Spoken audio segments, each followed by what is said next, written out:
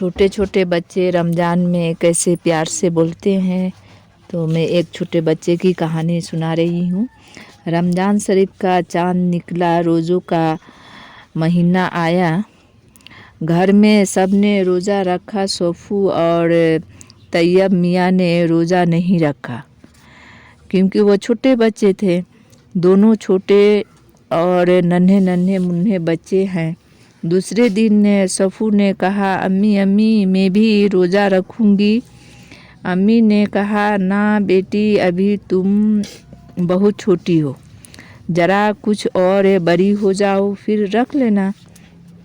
صفو کہنے لگی، امی آپ تو کہتی ہیں کہ روزہ رکھنے سے اللہ خوش ہوتا ہے، میں روزہ رکھوں گی تو اللہ تعالیٰ مجھ سے بھی خوش ہوگا۔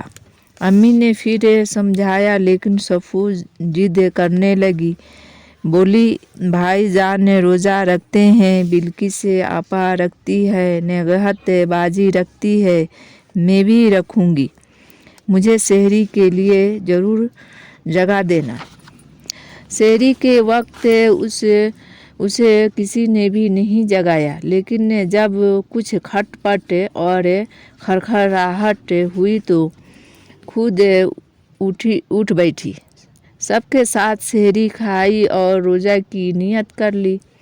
صفو نے پہلے پہل روزہ رکھا تھا، بہت خوش تھی، کچھ کھایا تو نہیں مگر بھولے سے پانی پی لیا۔ الحمدللہ۔ اب گھبرائی، رونے لگی، سمجھی کہ روزہ ٹوٹ گیا۔ امی نے تسلی دی اور بتایا، بھول کر کچھ کھا پی لینے سے روزہ نہیں ٹوٹتا۔ یہ سن کر صفو خوش ہو گئی۔ مغرب کا وقت ہوا، بلقیس آپا نے صفو کو روزہ کھولنے کی دعا پڑھائی۔ اللہم لک صمت وعلی رزقک افطرت۔ اے اللہ، تیرے لیے میں نے روزہ رکھا اور تیرے دیے ہوئے رزق سے میں نے روزہ کھولا۔ اللہ اکبر۔ دعا پڑھ کر صفو نے سب کے ساتھ روزہ افطار کیا۔ روزہ رکھنے پر اللہ کا شکریہ ادا کیا۔ ابو نے شاباشی دی، امی نے گود میں اٹھا کر پیشانی چوم لی۔ صفو کو افطار میں بڑا مزہ آیا، اور مزہ کیوں نہیں آتا، آج تو افطار بہت سی چیزیں تھیں، کھجوریں تھیں، کیلے تھے، سیب تھے، سموسے تھے اور رس گلے تھے، پوریاں اور پکوڑیاں، تھیلے، لیموں کا شربت بھی تھا۔ طیب میاں مزے کی افطار کھا کر بولے، کل میں بھی روزہ بنوں گا۔